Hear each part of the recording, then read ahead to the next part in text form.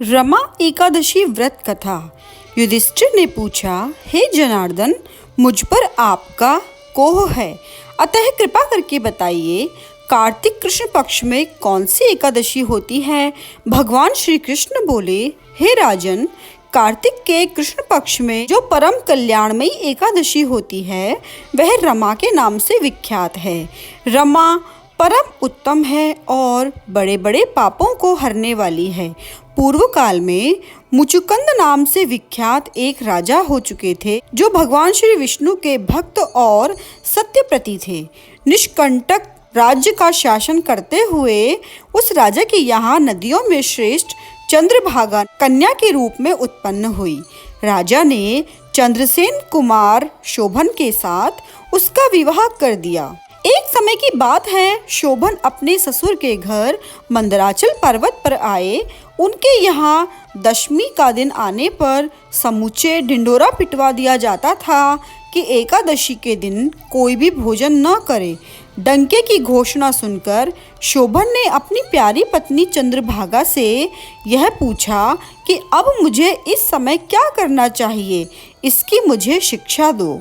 चंद्रभागा बोली, हे प्रभु, पिता के घर पर तो एकादशी को कोई भी भोजन नहीं कर सकता। हाथी, घोड़े, हाथियों के बच्चे तथा अन्य पशु भी अन्न, घास तथा जल तृण का आहार नहीं कर पाते। फिर मनुष्य एकादशी के दिन कैसे भोजन कर सकते हैं। हे प्राणनाथ, यदि आप भोजन करेंगे तो आपकी बड़ी निंदा होगी। इस प्रकार मन में विचार करके अपने चित्त को दृढ़ कीजिए। शोभन ने कहा, हे प्रिय, तुम्हारा कहना सत्य है, मैं भी आज उपवास करूंगा। देव का जैसा विधान है वैसा ही होगा। भगवान श्री कृष्ण कहते हैं, इस प्रकार दृढ़ निश्चय करके शोभन ने व्रत के नियम का पालन किया। क्षुधा से उसके शरीर में पीड़ा होने लगी, अतः वे बहुत दुखी हुए। भूख की चिंता में पड़े पड़े सूर्यास्त हो गया। रात्रि आई जो हरि पूजा परायण तथा जागरण में आसक्त वैष्णव मनुष्यों का हर्ष बढ़ाने वाली थी, परंतु वही रात्रि शोभन के लिए अत्यंत दुखदायिनी हुई। सूर्योदय होते होते उनका प्राणांत हो गया। राजा मुचुकुंद ने राजोचित काष्ठों से शोभन का दाह संस्कार कराया। चंद्रभागा पति का पारलौकिक कर्म करके पिता के घर पर ही रहने लगी। नृपश्रेष्ठ, रमा नामक एकादशी के व्रत के प्रभाव से शोभन मंदराचल के शिखर पर बसे हुए परम रमणीय देवपुर को प्राप्त हुआ। वहाँ शोभन द्वितीय बेर की भांति शोभा पाने लगा। राजा मुचुकुंद के नगर में सोम शर्मा नाम से विख्यात एक ब्राह्मण रहते थे। वे तीर्थ यात्रा के प्रसंग से घूमते हुए कभी मंदराचल पर्वत पर गए। वहां उन्हें शोभन दिखाई दिए। राजा के दामाद को पहचानकर वे उनके समीप गए। शोभन भी उस समय द्विजश्रेष्ठ सोम शर्मा को आया हुआ जानकर शीघ्र ही आसन से उठकर खड़े हो गए और उन्हें प्रणाम किया। फिर क्रमशः अपने ससुर राजा कुंद का, प्रिय पत्नी चंद्रभागा का तथा समस्त नगर का कुशल समाचार पूछा।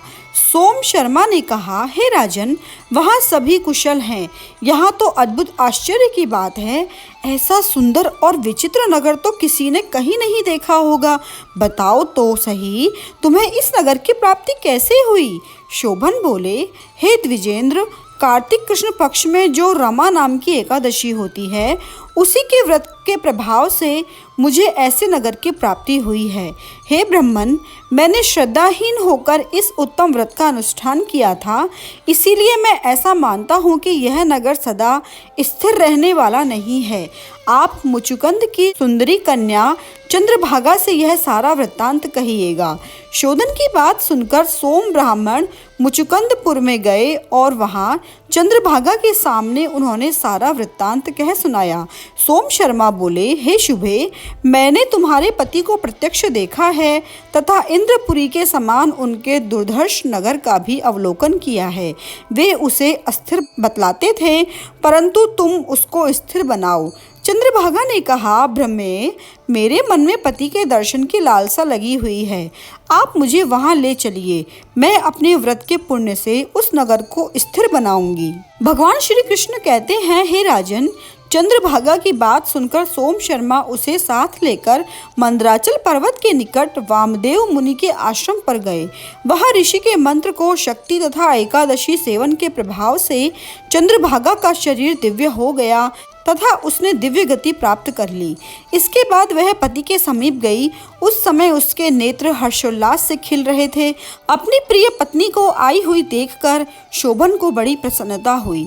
उन्होंने उसे बुलाकर अपने वाम भाग में सिंहासन पर बिठाया। तदनंतर चंद्रभागा ने हर्ष में भरकर अपने प्रियतम से यह प्रिय वचन कहा, हे नाथ, मैं हित की बात करती हूँ, सुनिए। पिता के घर में रहते हुए जब मेरी अवस्था 8 वर्ष से अधिक हो गई थी, तभी से लेकर आज तक मैंने जो एकादशी के व्रत किए हैं और उससे मेरे भीतर जो पुण्य संचित हुआ है, उसके प्रभाव से यह नगर कल्प के अंत तक स्थिर रहेगा तथा सब प्रकार के मनोवांछित वैभव से समृद्धशाली होगा।